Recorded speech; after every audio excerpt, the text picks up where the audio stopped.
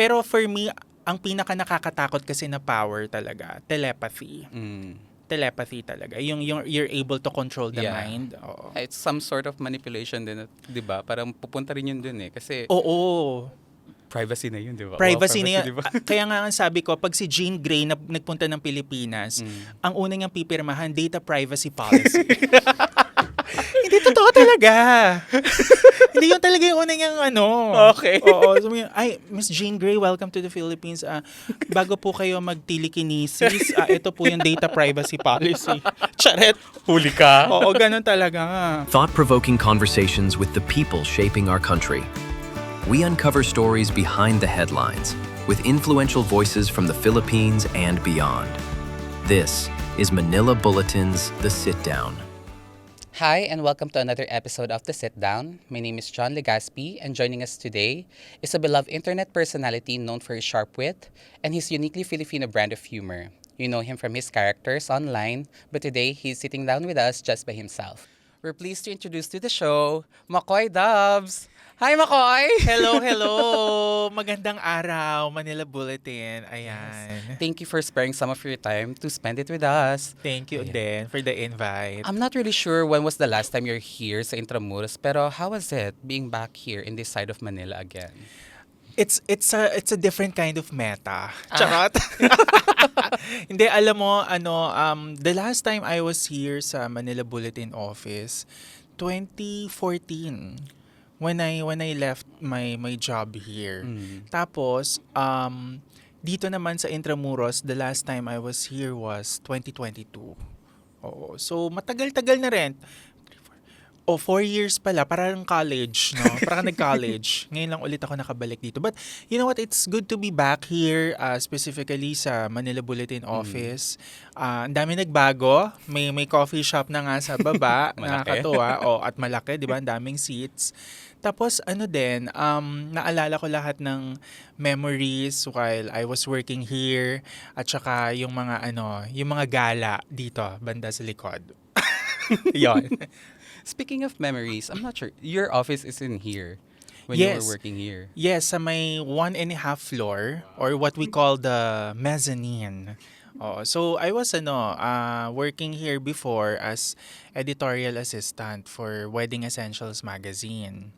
Oo. So, yun, dyan kami sa may mezzanine, katapat namin yung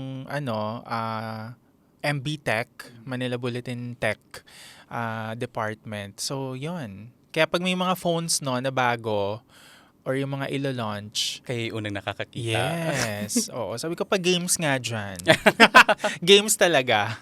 So, just speaking of memories, I'm just curious. What was your life before as an editorial assistant here at MB? And I feel like parang na-share mo na to before sa mga dati mong interviews, yung mga coverages mo before. But what were the memorable parts of you working here at MB? A lot. Pero, my job kasi as an editorial assistant and contributing writer here, syempre for weddings kami. So, mostly, I work with wedding suppliers, mga event stylists, photographers, videographers, wedding planners, or wedding coordinators. Tapos, mga hotels din and function halls.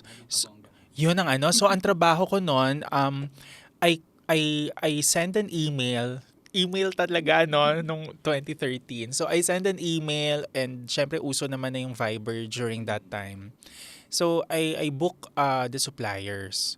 So, usually, pag meron kaming theme, kasi ang Wedding Essentials, quarterly yan eh.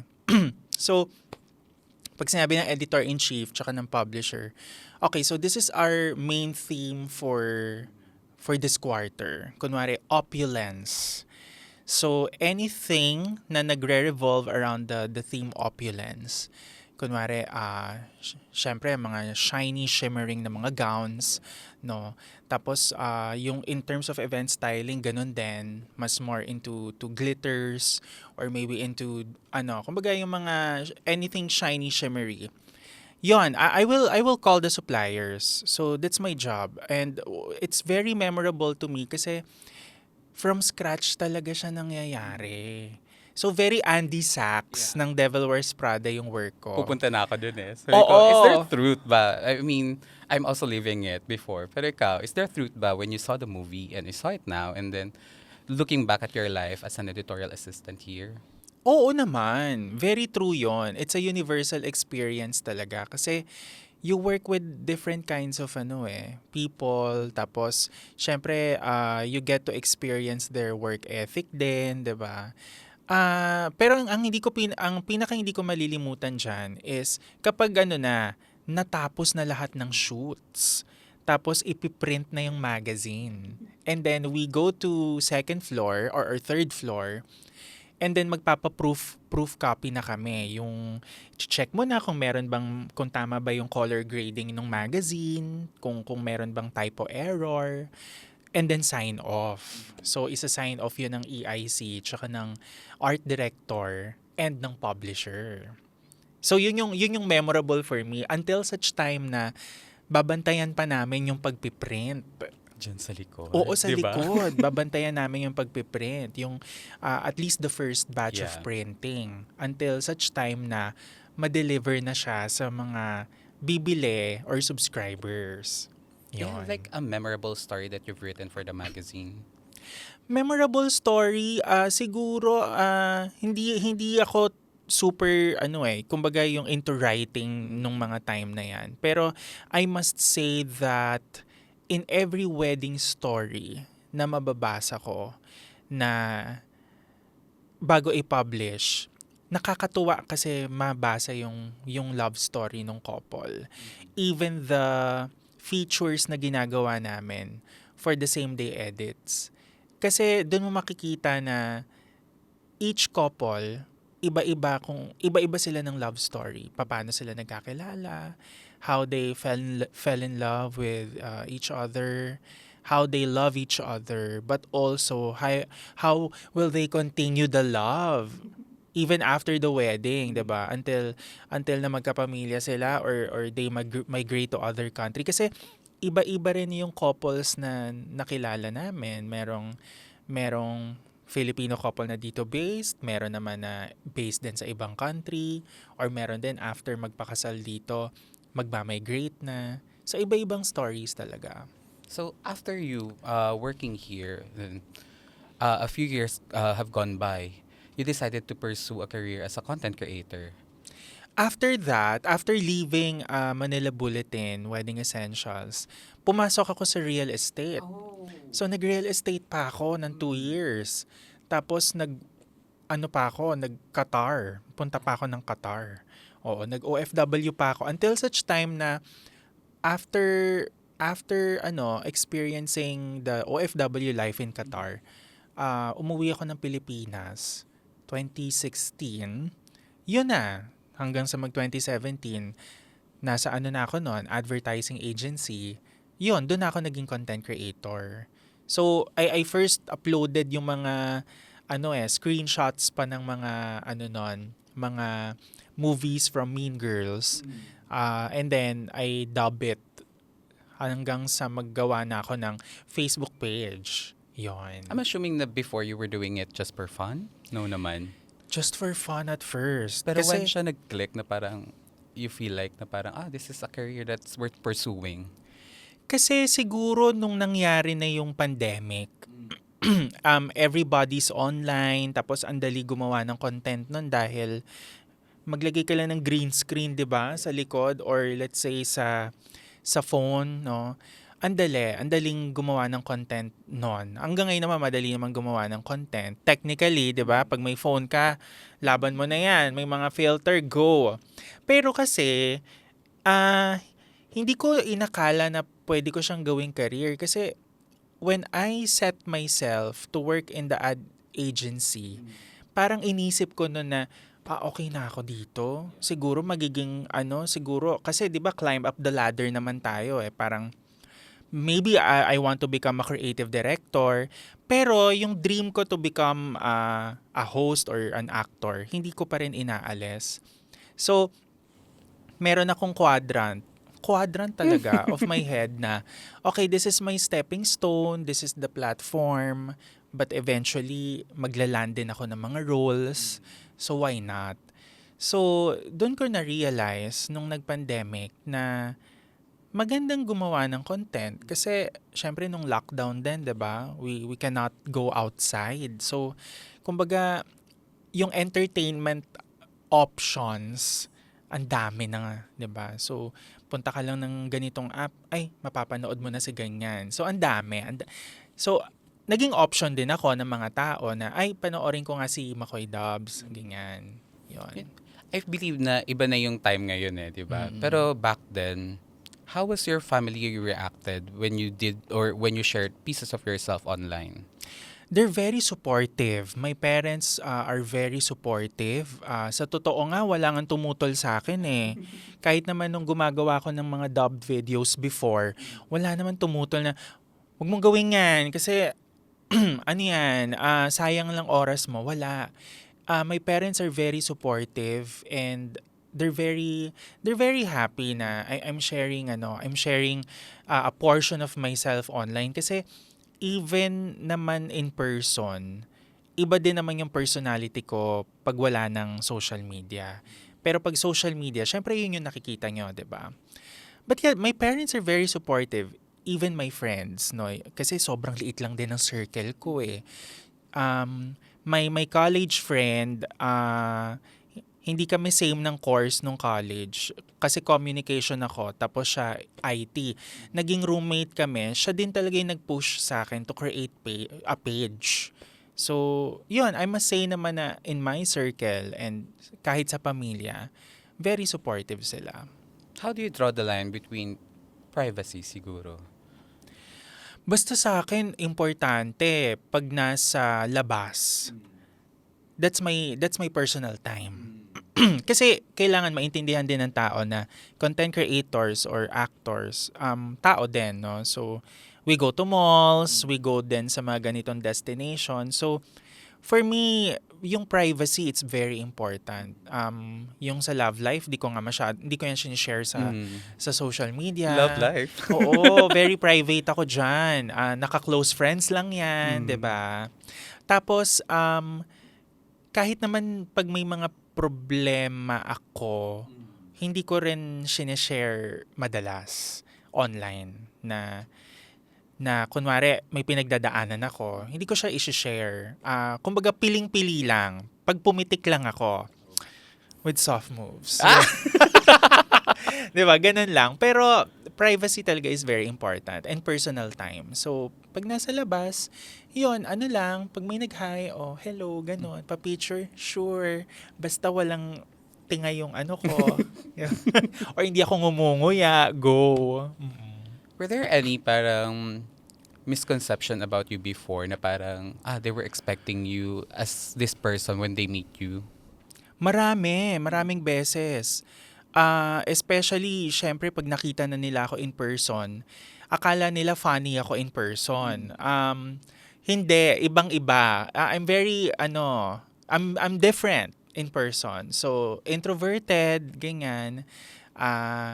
Talagang tahimik lang ako. Sabi nga ni Mami Oni, tahimik lang ako sa umpisa.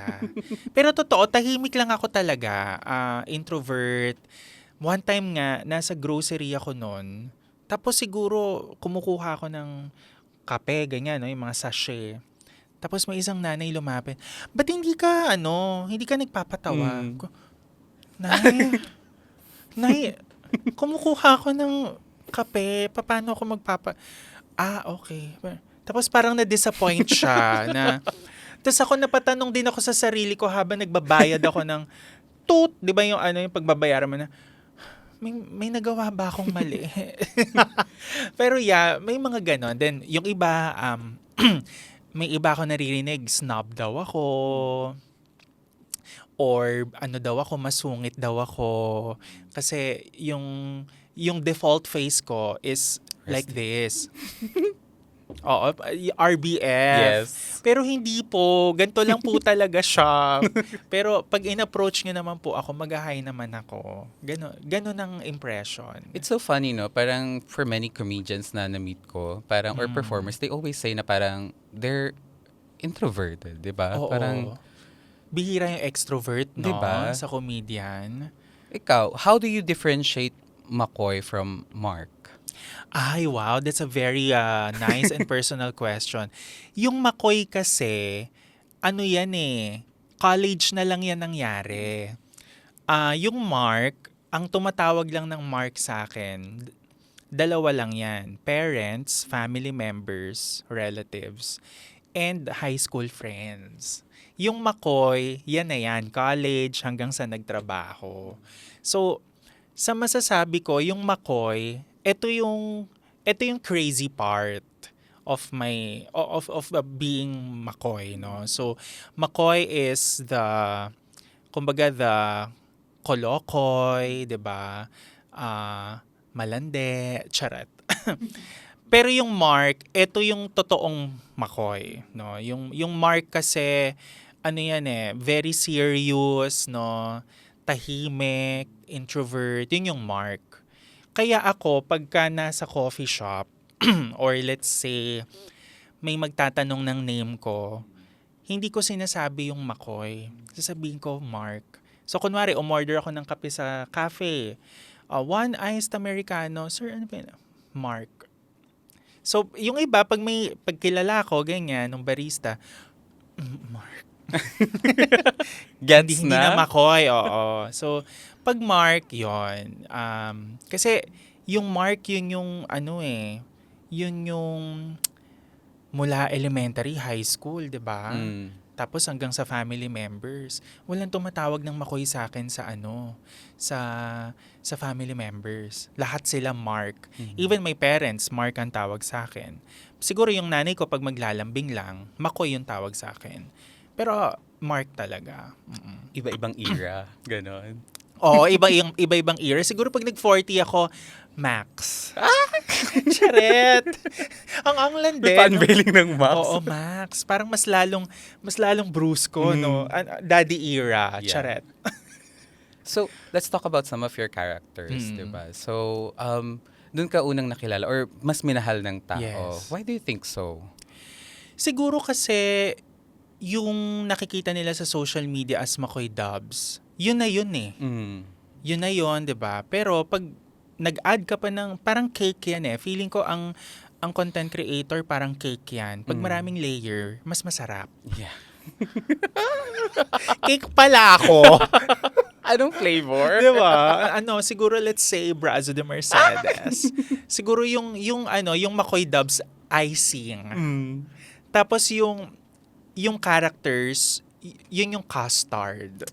'Di ba yung Brazo de Mercedes, Yeah. yun yung 'di ba yung roll na 'di ba? Yes. So feeling ko kaya minahal or ginusto din ng mga tao online yung mga characters no, like si Auntie Julie, which is the tita no, si Annalisa Katigbak, the attorney, Lisa B, the corporate girly, Yeah.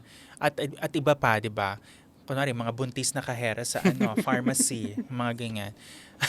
Charet.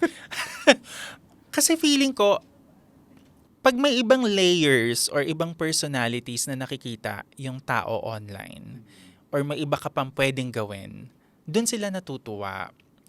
Or maybe you are opening, when you create characters online, you are creating an avenue to be seen by other audiences pa. Kasi, kumbaga, mula nung nag-Auntie Julie ako, ang dami kong nakilala or na-meet din online ng mga taga Poveda or let's say mga taga ganitong school. Ibe, and then kapag Lisa B naman, corporate. So, ang na-target naman natin dyan, syempre, mga office girlies, di ba? And then, pag Annalisa naman, iba rin. So, and then, syempre, as McCoy Dubs, yun, yung mga parody, di ba? Yung mga music videos na ginagaya-gaya ko, kunwari, tsaka yung sa kotse. So, feeling ko, parang yung McCoy Dubs, eto siya. Tapos, para siyang tree, nagsasanga-sanga lang. Kaya nga feeling ko, ang dami ko ng kumbaga, hindi ko na alam kung ano yung characters pa na pwede kong gawin. Gusto ko nga gawin yung doktor na character eh. Go. Diba? Doktora. Pero, yun, nag-open kasi siya ng other avenue for audiences. And I feel like when audiences sees this, pag nakikita nila yan, they felt seen. They felt validated. Na, uy, ganyan ako as tita, or yes, ganyan ako as an office worker, 'di ba? Ganyan ako as a corporate girly. So, may mga nakaka-relate somehow. And it's funny kasi it's not just people seeing themselves in your content, but parang other people seeing the people that they know from your content. So, relatability is really the key when it comes to Yes. this kind of content, no? Yun talaga yung importante, yung relatability, but also yung tone. Tone is very important din kasi pag may tinatap kang bagong audience or existing audience, kailangan you speak their language din. Hindi pwedeng ganito lang yung tone mo pagka McCoy Dubs, pagka Auntie Julie or ibang character. Ibang kumbaga you set the tone. Kasi napansin ko, dear, kapag monotonous or yung same tone lang, minsan hindi nila nagigets. So, kailangan to be able to be relatable fully, you speak their language. Do you have a favorite among those characters? Sa lahat-lahat, siguro kasi yung malapit sa personality ko din, si Lisa B. Oo. Kasi, kumbaga, most of my life talaga, corporate ako eh. Ngayon lang, I mean, lately lang naman ako na nakapasok sa entertainment. Well, ano naman na rin pala, 6 years na rin naman pala ako. Pero as content creator, 9 years na. Pero, Lisa B, for me, oo. Are those parang reflection of do you have female bosses a lot before? Madami. When I was here sa Manila Bulletin, our editor-in-chief of Wedding Essentials, she's a she, 'di ba? Babae siya. When I transferred sa real estate, I'm reporting to a female boss. Even when I transferred sa advertising agency, babae ang boss ko. Nagka-boss ako na lalaki, manager, pero most of my career sa corporate, puro babae ang boss ko. Manager ko sa showbiz, babae rin. So, I report to her also. So, yun, puro babae yung mga naging boss ko talaga. When people talk about you or pag marinig pa lang nila yung name nila sa'yo, it's always, alam mo yun, comes with a smile, di ba? It always comes with a laughter, di ba? And part of our culture is, alam mo yun, we tend to face challenges and struggles with comedy, with humor. So why do you think comedy and humor is a big part of our culture? I think comedy and humor is a big part of our culture kasi Filipinos in general, we really like to laugh. Masayahin tayong mga tao eh. Sa tingin ko din, comedy and humor is it's a universal medicine. Not just, for a certain event or topic, circumstance, but life in general. Tayo kasi, mga Pinoy, kumbaga marami na tayong pinagdadaanan sa araw-araw eh. And we tend to, and I think humor and comedy is a great equalizer to start a conversation and to be relatable. Yun yung nakikita ko at nararamdaman ko din. Kunwari, di ba, pag merong scenario na medyo seryoso, if you want things to be light, if you want things to be a little bit more, kumbaga, a little bit more conversational, you will crack a joke, di ba? Pero, yung joke kasi nasasabihin mo, depende rin sa audience kung paano nila iti-take. That's why ako, ang brand of my comedy or yung jokes na ginagawa ko, it's always directed to myself. I make fun of myself, I make fun of my characters or my parodies, but hindi ko, kumbaga, bihira kong gawing katatawanan yung ibang tao or a certain group or entity. It's always about making fun of myself. So, kunwari, pagka may gagayahin akong music video, talagang magwiwig ako na 'di ba? Ako kunwari, It's gonna be you. 'di ba? It's gonna be me. Parang NSYNC, 'di ba?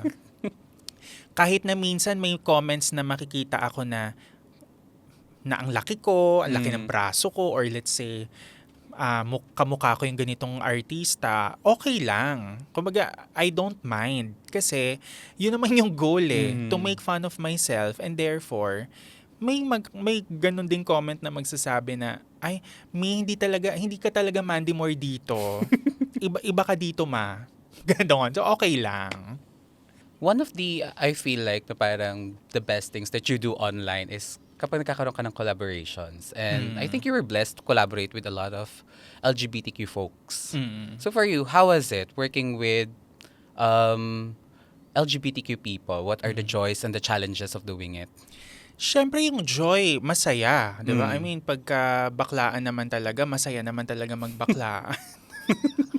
Hindi, pero siyempre, when you work kasi with LGBTQ collaborators, no, creators, talagang overflowing yung creative ideas. Para kayong nasa isang loob ng hot air balloon. Kayo yung nagfa-fire nung hot air balloon. You keep the fire burning. Yun yung masaya doon. Ideas here, ideas there, ideas everywhere. But the challenge, how to make it happen. Kasi di ba, lalo na ako, I'm a Pisces, so very dreamy, very idealistic. Tapos, creative, oo. Pero, ang follow-through, yan ang weakness ko. Oo, yan ang weakness ko. So, when I was able to work with collaborators na talagang may mga makaka-collaborate ka kasi na talagang may fire, 'di ba? And passionate.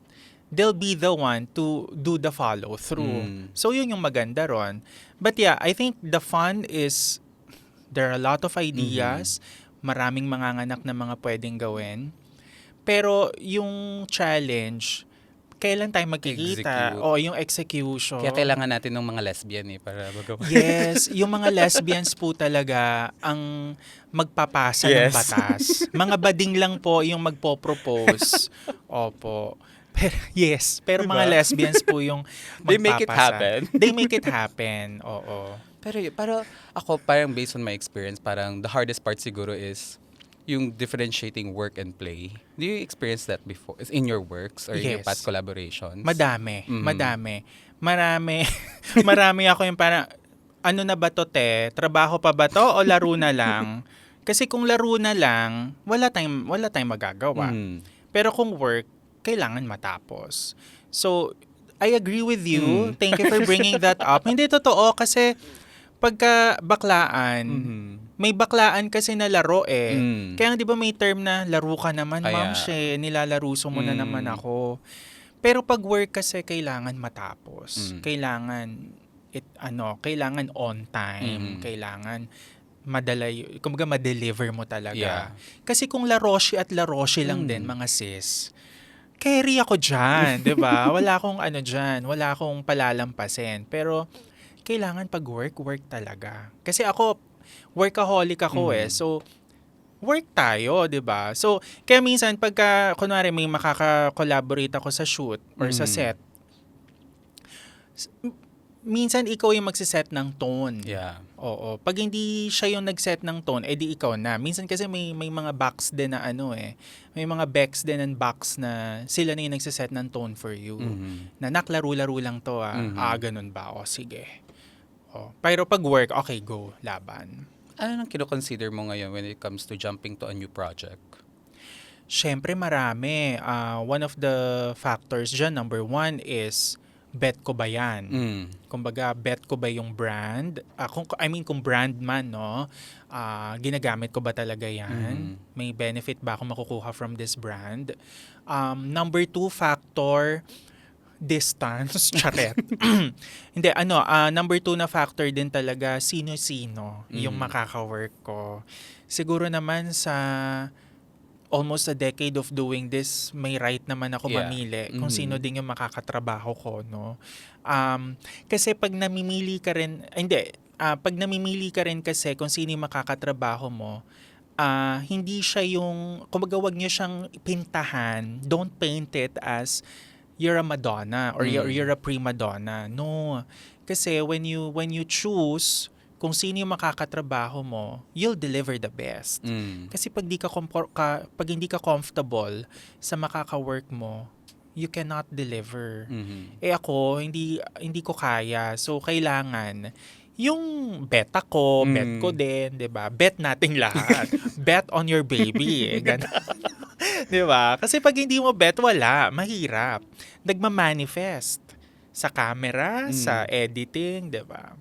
What makes you or what are the things na magpapaalis sa isang project? Siguro. Pag late yung kasama ko, Mm. pag hindi on time, tapos Tama rin naman. Courtesy hindi, to other totoo, people. courtesy. Yeah. Nakaka-stress din yun. Pero syempre, more than that yung character eh. Mm. Marunong dapat makitungo din sa staff. Mhm. First and foremost talaga dapat marunong makitungo sa production staff. Kasi doon mo makikita yung kung paano din siya makipagtrabaho sa iba pa, Mhm. 'di ba? So, very important to me is yung respect for the individual. Tsaka yung ano din, syempre aside from being polite and being on time, yung ano rin, merong courtesy, Mhm. oo, and diligence to know the work, 'di ba? Kunwari, pag nasa set, sana alam niya na yung mga lines niya, yung mga ganon. Ako ba yun? O hindi, Hindi, kunwari may co-actor ka, di ba? May ka-eksena ka. Totoo. Or ano. Sana alam mo, Yeah. para masaya yung batuhan nyo sa script, di ba? Or pag take na, yung ganon. Diba? Kasi syempre, you're getting your motivations from one another, di ba? Oo. Ang hirap naman nung parang naiiwan ka, nagda-drag ka, di ba? Eh, ang acting kasi, or let's say yung improv, ano yan eh, kumbaga, Batuhan talaga. batuhan, Yes tsaka ng hilahan yes. yan, ng ganon yan eh. Tug of war yan. So, dapat, parehas kayong sabay. Wow, parang, Parang dance. oo, dance siya. Indak. Oo.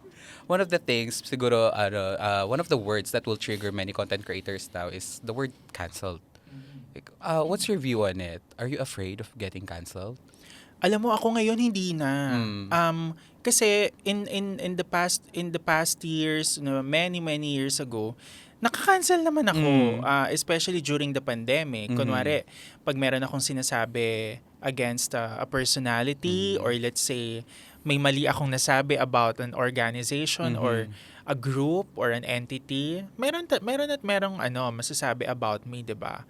Pero ako hindi na ako natatakot ma-cancel kasi napagdaanan ko na siya many times. Pero for me lang, as content creator, nasa sayo kasi ang beat. Hawak mo ang beat kung maka-cancel ka today or no. Hindi totoo. Kasi choice mo naman kung maka-cancel ka eh. So, ako, sa estado ko ngayon, kaya kong gumawa ng bagay na pwede kong ika-cancel mamaya. Pero, pag-iisipan mo ng maigi, di ba? Or pwede kang gumawa ng clout, di ba? Na pag-uusapan ka bukas. Calculated? Pwede, depende. Secret na lang. Charot. Hindi, pero for me, cancel culture, to answer the question kung takot ako ma-cancel, hindi. Kasi napagdaanan ko na many times and alam ko kung paano bumangon from it. Number 2, yung word na cancel culture, kung kailangan pa ba natin, depende. Depende. Kung worth it, pag-usapan, go. Pero kung hindi, edi wag na lang. Kasi sayang ang screen time. Yeah, oo. Pero how do you bounce off from that since you mentioned kanina na na you've experienced it before? Before, nako. Lalo na nung pandemic, di ba, nakakaloka talaga. For me, very important is yung compartmentalization.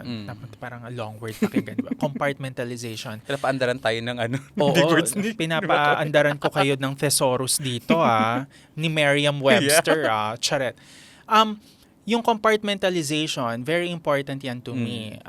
Kasi, para kung si Scarlet Witch, yung you create alternative realities. 'Di ba? Okay, naka-cancel ka today, go. Bash lang kayo dyan. Mga 3 to 5 days. Pag nawala, okay, yan yung comments. Okay. May improve ba ako sa sarili ko? okay, noted, kasi nagkamali ako. I will acknowledge and I will do better. Mm-mm. Okay, pag hindi naman worth it yung comment, carry lang. Ad hominem, carry lang. Ganon. So, for me, very important yung compartmentalization kasi you allow yourself to acknowledge that you have a mistake and you have to address the mistake. But at the same time, you have to acknowledge na na kailangan mo rin magbago, 'di ba? Kaya nga sabi ko kanina, may mga bagay na pwede kong ika-cancel kung pipiliin ko na gawin 'yon. Pero syempre, for our sanity and syempre meron naman tayong EQ, hindi ko gagawin 'yon, 'di ba? And yung cancel culture kasi ang origins naman talaga niyan is kapag meron kang inopost na bagay, 'di ba? Yeah. So, 'yon. Sabi nga nila, choose your battles na lang. Oh, that's nice na you listen and you strain, no? Oo. Siguro that's really part of the process, especially when you're hearing a lot of voices. Yes. Diba? Checkahan nyo pa lang ng mga amiga mo, marami nang sinasabi, diba? Oo. What more kung isang malaking internet, diba? But that's nice. Pero yeah, very very important that you acknowledge din talaga na pag may kunwari na-cancel ka kanina, okay, kaya pala ako na-cancel kasi eto pala yung sinabi ko. Hindi ako nag-research masyado tungkol dun sa sinabi ko. Wala na. Paano kung wala ka ng time bumawi? O, bye-bye career na lang, gano'n. One of the concerns before is that some of your contents are deemed too gay. Meron bang such thing as too gay for you? Parang wala naman. Kasi bading naman talaga ako sa totoong buhay. Oh my God, bading si Makoy? Oo, may guys, charing lang. Hindi bading na kasi alam naman ng tao na bading ako in real life, and eto din yung mga pinaglalaban natin. So there's no such thing as too gay or too straight content. For me, as long as you do it with clear intention at alam mo naman din kung nasan yung path na pupuntahan mo, edi go. Speaking of intention, when do you think na parang content creators are entitled to use their influence for the better or for something that would, influence good? For me, yes. Content creators naman and influencers, ang big word nga sa totoo lang na influencer Kaya nga pagka kunwari ang tawag sa akin influencer, feeling ko hindi stress ka. Oo, parang hindi ako influencer. Content creator pwede kasi I create content online, 'di ba? Gumagawa ako ng character, I make parodies, I make skits, no? Spoofs.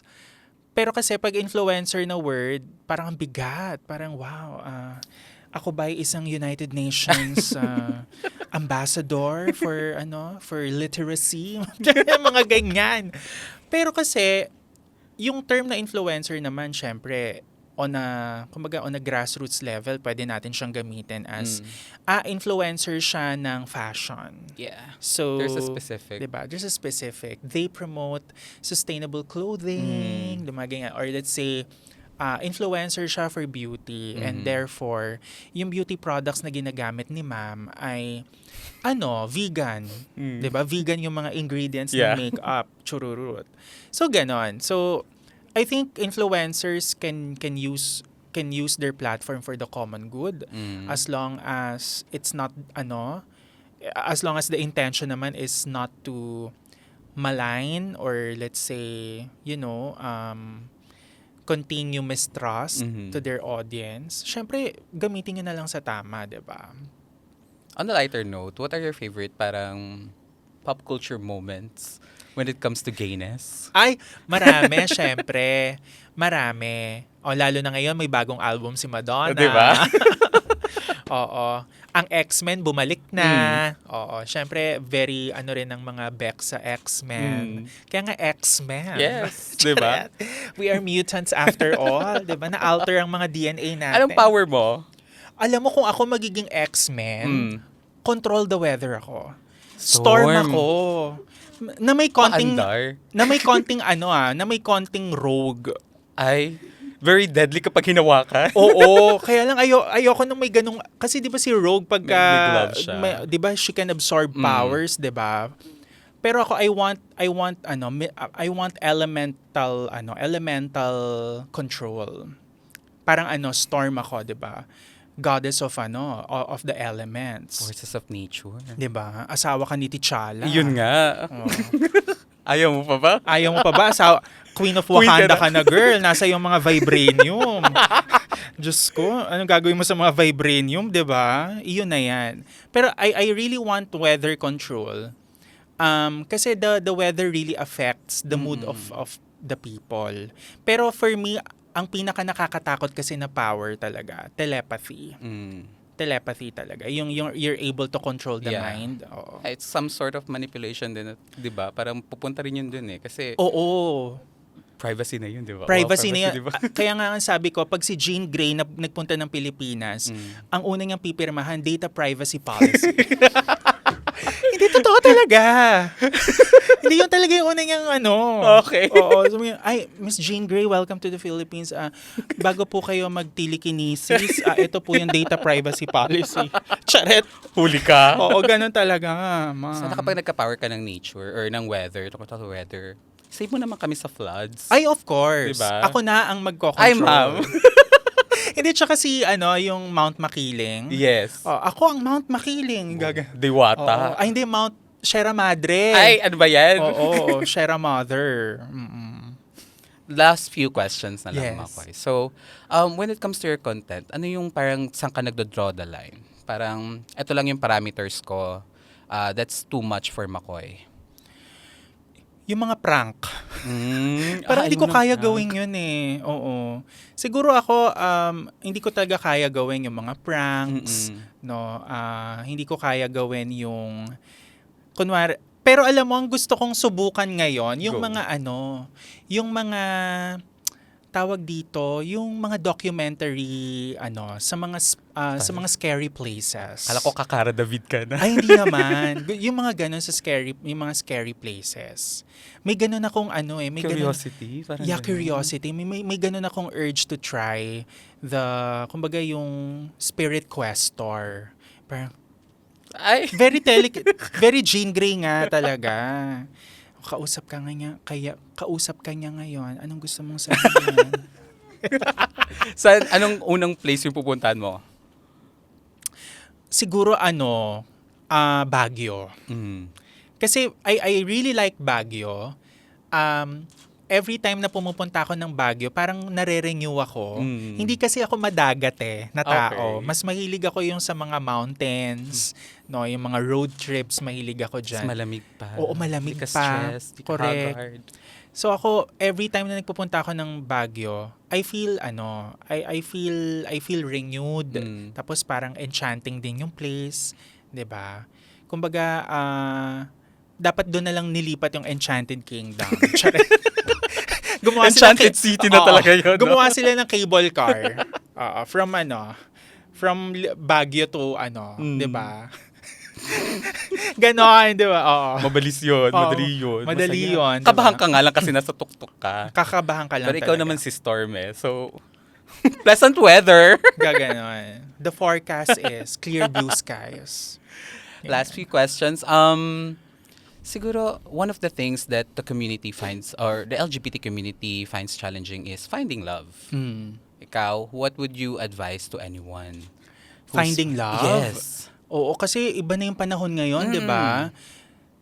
Nung time namin, wow, maka-time naman namin. Hindi kasi ngayon talaga digital na rin ang love, 'di ba?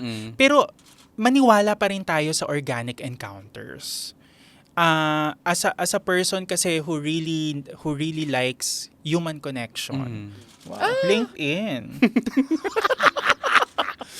Hindi kailangan talaga ng human connection. Iba yung na-meet mo, hindi Yeah. hindi Maraming ko success stories binavalid. Oo, din. pero syempre, kung nakilala mo naman sa app at talagang clear ang intention, go. 'Di ba? Pero kung organic encounter, ay iba rin. pang pelikula. Mm. 'Di ba? Pang Precious Hearts romances. 'Di ba? Kunwari na-meet mo diyan sa pier, 'di ba? Oh, edi why not? 'Di ba? Kunwari nag-aano ka ng container van, pagbukas mo ng container van, nandun siya, charet. O, organic encounter talaga yun. We found love in a hopeless place. We found love in a hopeless place. Sa pier. Charet. Sa container van. Etchos. Hindi, pero totoo. For me, sa mga LGBT na naghahanap ng pag-ibig, wag kayong mawalan ng pag-asa sa organic encounter. Kasi sabi nga nila, don't panic. It's organic. Kasi tayo, nagpapanik tayo lagi. Kumbaga, 35 na ako, wala pa rin akong jowa. Magpo-40 na ako. Okay lang yan. 'Di ba? Pero kung hindi mo talaga mahanap ang love, edi love will find a way. 'Di ba? Based sa radar mo, saan maganda pumunta ngayon for organic encounter? For LGBT, Oo. kung sa Pilipinas, siguro Boracay talaga. Feeling ko lang Boracay, La Union, Siargao, syempre, poblasyon. Parang, may seryoso bang maano sa poblasyon? Charing lang. Poblasyon, charet. Manda, Greenfield, Ay! Yan ang Hotspot. organic encounter. Kasi yan ang epicenter talaga Kaya of nga. epicenter of love. Wow, love Love. epicenter. Pero kung ibang bansa,